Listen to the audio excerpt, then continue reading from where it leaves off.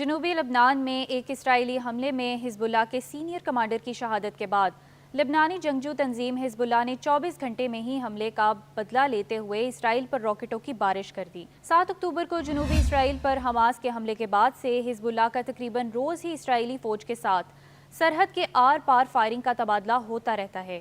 حالیہ ہفتوں میں دونوں جانب سے فائرنگ کے تبادلے کے واقعات میں اضافہ ہو گیا ہے۔ حزب اللہ اسرائیلی فوجی پوزیشنوں پر حملوں کے لیے ڈرونز کے استعمال میں اضافہ کر رہی ہے، جبکہ اسرائیل حزب اللہ کے خلاف مخصوص ٹھکانوں پر جوابی حملے کر رہا ہے۔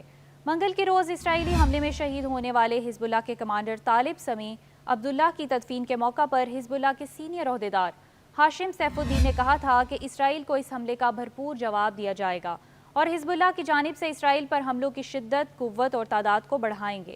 ہاشم سیف الدین کی اسرائیل کو دی جانے والی وارننگ کے بعد حزب اللہ نے اسرائیل پر بھرپور جوابی حملہ کرتے ہوئے 200 سے زائد راکٹ فائر کر دیے۔ بڑے پیمانے پر راکٹ حملے کے بعد لبنان سرحد سے ملحق اسرائیلی شہر سائرن کی آوازوں سے گونج اٹھا۔ حملے کے بعد اسرائیل میں ایمرجنسی نافذ کر دی گئی اور سیکیورٹی افسران کی میٹنگ بھی طلب کی گئی۔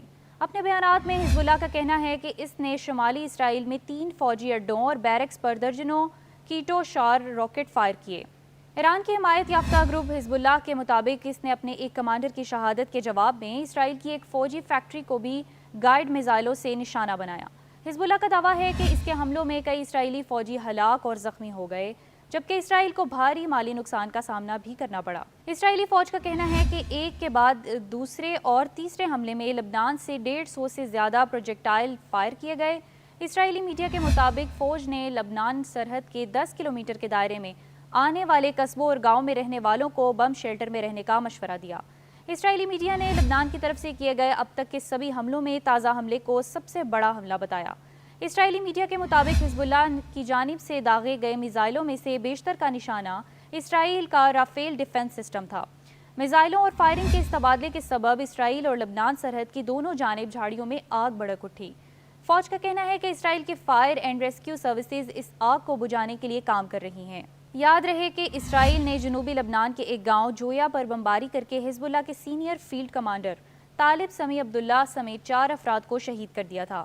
اسرائیلی فوج نے بدھ کے روز تصدیق کی کہ اس نے طالب سمیع عبداللہ کو جنوبی لبنان میں حزب اللہ کے کمانڈ سینٹر پر حملہ کرکے ہلاک کیا۔ اسرائیل نے طالب سمیع عبداللہ کو جنوبی لبنان میں حزب اللہ کے انتہائی سینئر کمانڈروں میں سے ایک قرار دیا اور کہا کہ انہوں نے اسرائیلی شہریوں کے خلاف بڑی تعداد میں دہشت گرد حملوں کی منصوبہ بندی کی اور اسے آگے بڑھایا۔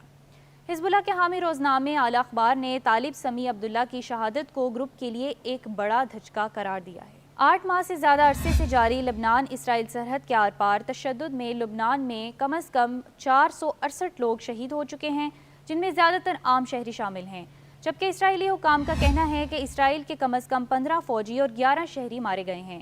سرحد کے دونوں جانب ہزاروں لوگ بے گھر بھی ہوئے ہیں۔